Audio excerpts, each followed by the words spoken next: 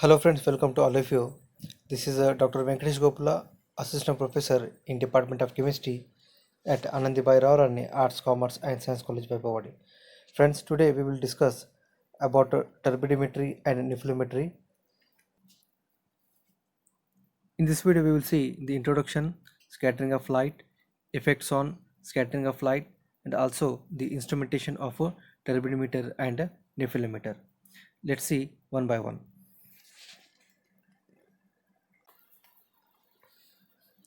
Introduction. When a beam of light passes through a solution which contains suspended particles, then some part of light is scattered by the solid particles, while remaining part of light is transmitted. Turbidimetry and nephelometry are the analytical techniques which are based on scattering and transmitting of light. Nephelometry involves the measurement of intensity of scattered light as a function of concentration of the dispersed phase, while turbidimetry involves the measurement of the intensity of a transmitted light as a function of a concentration of a dispersed phase. When the scattering is less due to small concentration of a dispersed phase, the nephelometry gives better results. Here, in this case, it is possible to measure accurately the small amount of light scattered by the suspended particles.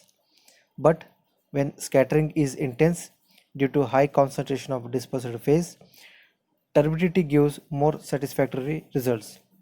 Here, it is possible to measure accurately the small amount of transmitted light. Now let's see the scattering of radiation.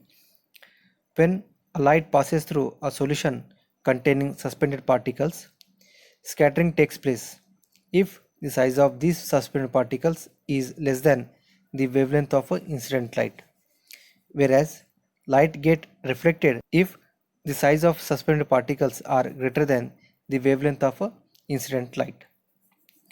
In nephelometric analysis, the size of suspended particles should be small as compared to the wavelength of the light, so that to get a scattering in a majority. This scattering is usually observed at a 90 degree to the incident beam. In turbidimetric analysis, the intensity of a transmitted light is measured, so the particle size is not so important. Now let's see some factors which affects on scattering, such as concentration, particle size, wavelength of light and refractive index. Let's see one by one. The first one is a effect of concentration on scattering. When a beam of light passes through a cell containing a suspended particles, its intensity decreases this due to scattering by these suspended particles. In turbidimetry, at low concentration, an equation is similar to the Beer's law, which describes the relationship between the incident intensity of unscattered radiation and the concentration of a scattering of the particles. Here, the turbidence which is obtained here, which is directly proportional to the concentration of the solution. While in nephelometry, the equation describes the relationship between intensity of scattered light and intensity of incident light and the concentration of the particle that causes a scattering. The next one is the effect of particle size on scattering. The fraction of light scattering at any angle depends to a large extent upon the size and shape of the solid particles, which are responsible for this scattering. Thus, it is important to control the particle size and the shape.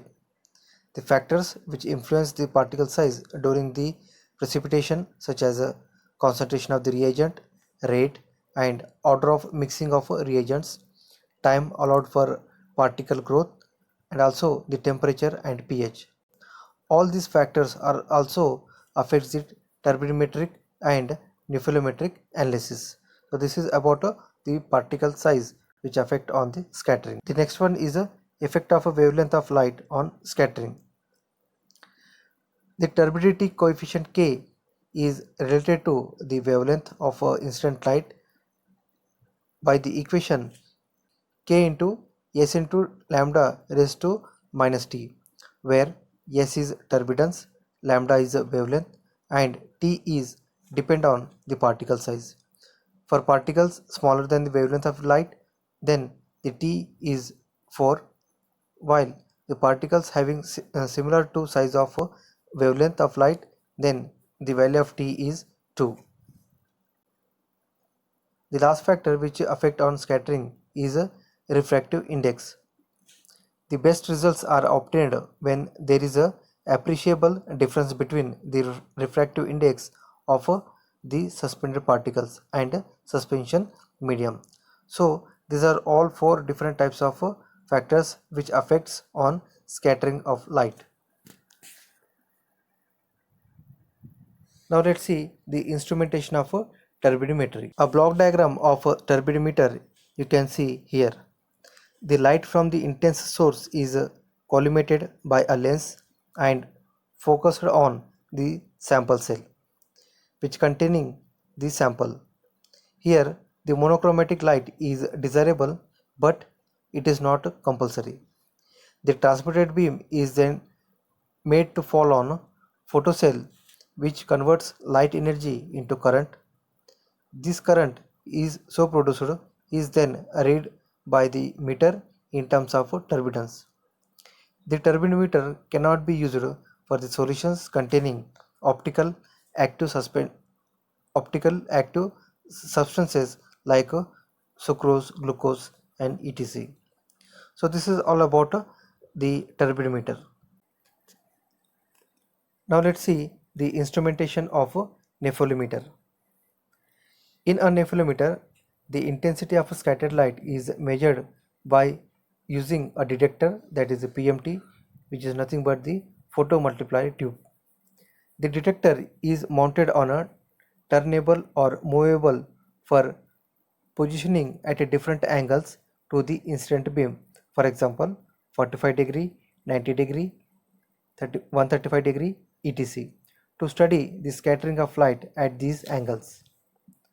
The undeviated light passes into a black tube which is called as a light trap.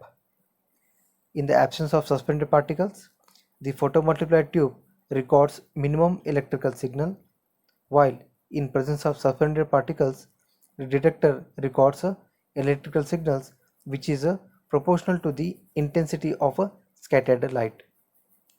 In this case, sample cell, that is a